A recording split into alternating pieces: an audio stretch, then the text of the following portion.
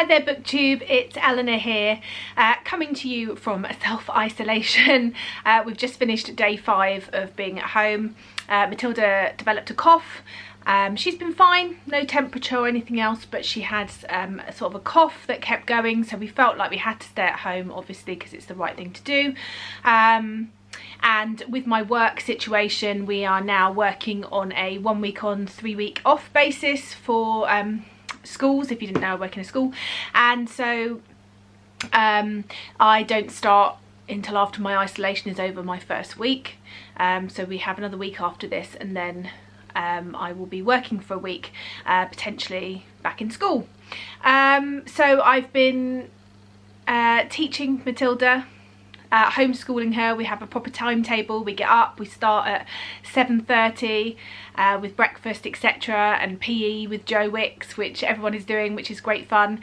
We do maths, we do some reading, we do some comprehension in English, we do some times tables, and then we round off the afternoon with a couple of hours of craft. And thankfully I had quite a lot of things sort of stashed away in my you know, future good girl drawer, that I've been slowly getting out every now and again for us to do things with.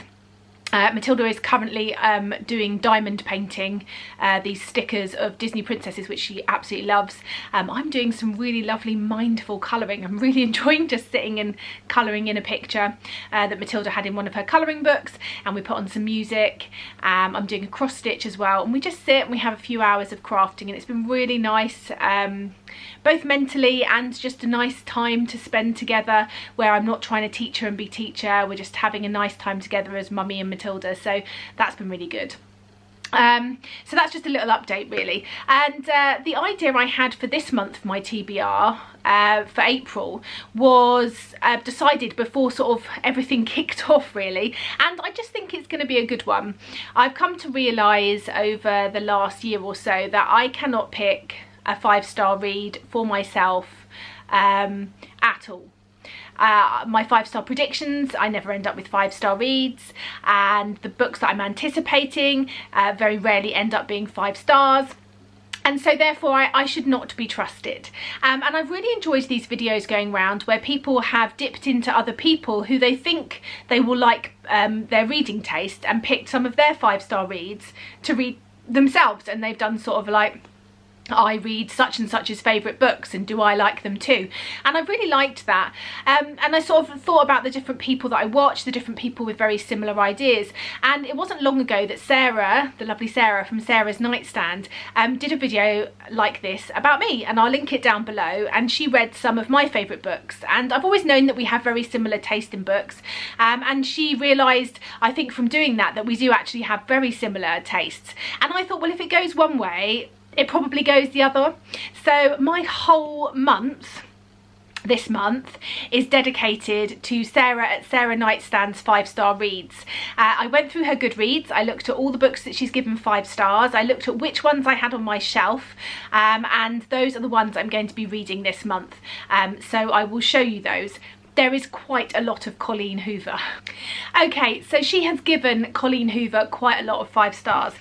So I have November 9, It Ends With Us, Without Merit, and then on audio I have Regretting You. So there is 4 Colleen Hoovers going on to my TBR, and I do love the Colleen Hoovers that I've read before, so I think they will be really good, fast, suck you in sort of reads, so I'm hoping that I will like them as much as she did. The next one was You Were There Too by Colleen Oakley. This is about a woman who's having this dream. She's had this recurring dream of this man for forever, or for ages. She's married with children and a family, and but she just continually has this dream, and then all of a sudden the man from this dream appears in her real life, and it's about the exploration of that and what this dream means, and does this mean something? Does she know this person? Why has she been dreaming about them? So I think that's going to be good, and Sarah gave it 5 stars. One that I'm a little unsure of, because I haven't been reading as much science fiction and fantasy this year, is Diamond City by Francesca Flores. This is the story of Aina Solis, and she's an 18-year-old assassin. It says there's wolf-sized spiders, blood magic, street markets, and half-constructed subway tunnels. So I think this is going to be fast-paced and fun, and hopefully it'll kick me back into a bit of reading about sort of magic and heists and assassins. Another one that I will be listening to on audio is called Everything We Keep. One that I'm really keen to read and that I've had on my shelf for a while is Violent Ends, and this is a novel written in 17 points of view about a high school shooting. I remember Sarah talking about this when she read it and saying how good it was, and so I'm looking forward to reading this. I think each different perspective is written by a different author. There is loads of different authors in here: Kendall Blake, Sean David Hutchinson, Christine Johnson, Mindy Scott, Courtney Summers, Beth Revis, Neil and Brendan Schusterman, loads and loads more as well. So this one I'm sure will be quite intense and hopefully quite moving.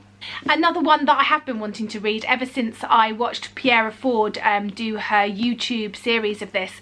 I tried it a while ago, but I only got a few chapters in and I wasn't sure it was for me. I think it was just the wrong time.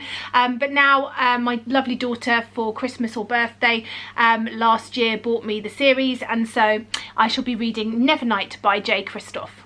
The next one is A Flit in Time. It's set in 1939 and the present day in Memphis and South Carolina, and is about a family where the children are split apart, and the different lives I think that they end up having because of that. It's called Before We Were Yours by Lisa Wingate, and I know that Sarah found this brilliant, and I think it's quite a difficult read, but it's one that I'm ready to try. The next one is one that again has been on my shelf, and it's time to read.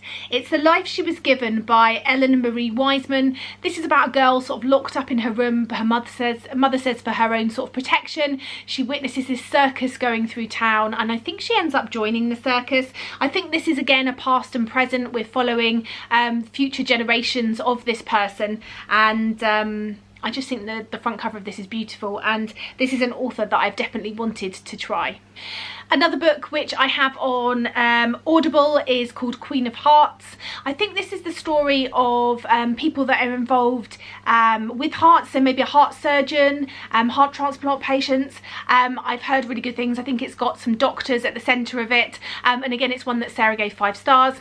The next one, I'm not sure she gave 5 stars, but I think I saw it on her channel and it's just been calling to me, so I'm adding it to my TBR, and that is Lovely War by Julie Berry.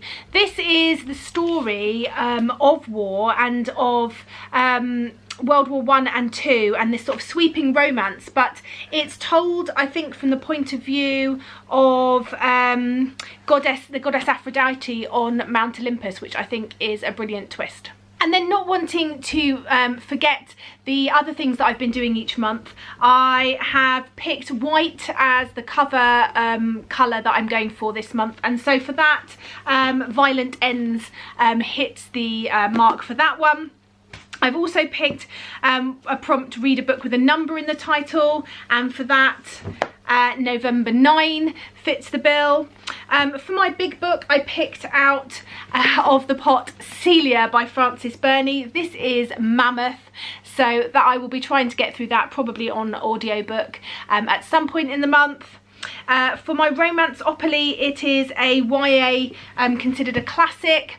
I'm not sure how romantic this is, but there is a romance element in there, and I have wanted to reread it for ages, so I'm going to be picking up Anne of Green Gables by L.M. Montgomery, and I just love this edition and I've wanted to read it forever, so I shall be picking this up. For my non-fiction pick, it is one that I picked out that one of you has recommended, and that is The Inner Life of Animals by Peter Wohlleben. This sounds really fun.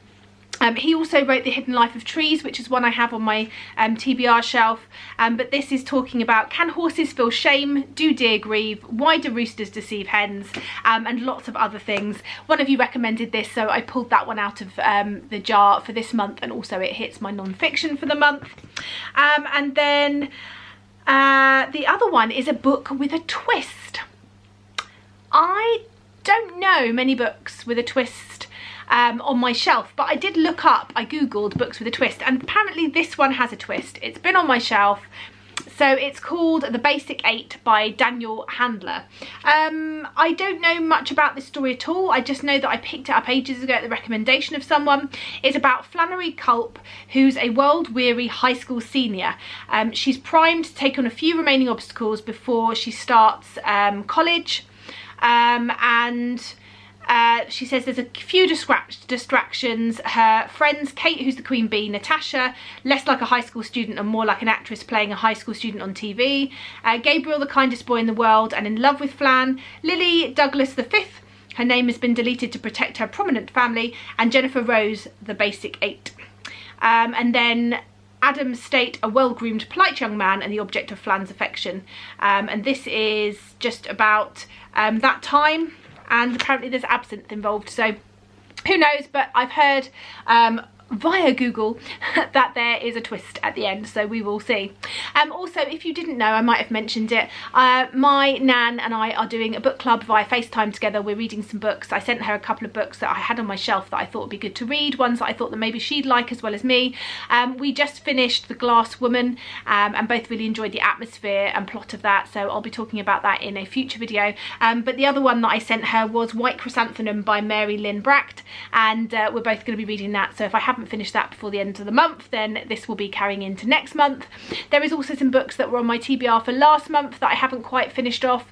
I was dedicating my TBR last month to books that I had on my anticipated reads lists. I did 2 anticipated read videos last year, and I hadn't got to a lot of the ones on there, and I just desperately wanted to actually read those books. I'd been sort of postponing reading them for some reason, as I do with all books that I'm actually looking forward to. So I have got through a massive chunk of those, but I think there's probably maybe 5 or 6 left, so I'm going to be carrying them over as well onto my sort of pick from this selection. So I'm really excited. Will Sarah's 5 stars also be 5 stars for me? Could this be the month where I have a ridiculous amount of 5-star reads? Who knows? I don't know. I'm excited, and I will try and come back on and let you know as the month goes on, but obviously things are difficult and stressful and busy right now, and I'm not always wanting to read. I think out of routine for me, I don't want to do the things I normally would. I've been watching much more TV in the evenings, especially because me and Matilda have been spending sort of really intense amounts of time together because I'm teaching her, but also I want to have mummy time with her, and I don't want it to be all me going, sit down, let's do this. So yeah, the reading hasn't been there as much. I haven't been getting that sort of excitement for it. So maybe these will bring it on. Maybe a 5-star read is what I need to sort of bring on that momentum, but I've definitely been doing other things. I am addicted to Skin Wars. I have watched now all 3 series that are on Netflix. I am just obsessed with this sort of body painting industry. I'm the least artistic person you would know in terms of ability. I can copy something a little bit, but you know, in terms of coming up with ideas, and I'm just absolutely in awe of these people. They're painting these amazing things on bodies. So now I need something new that's like that. So if you know anything, let me know.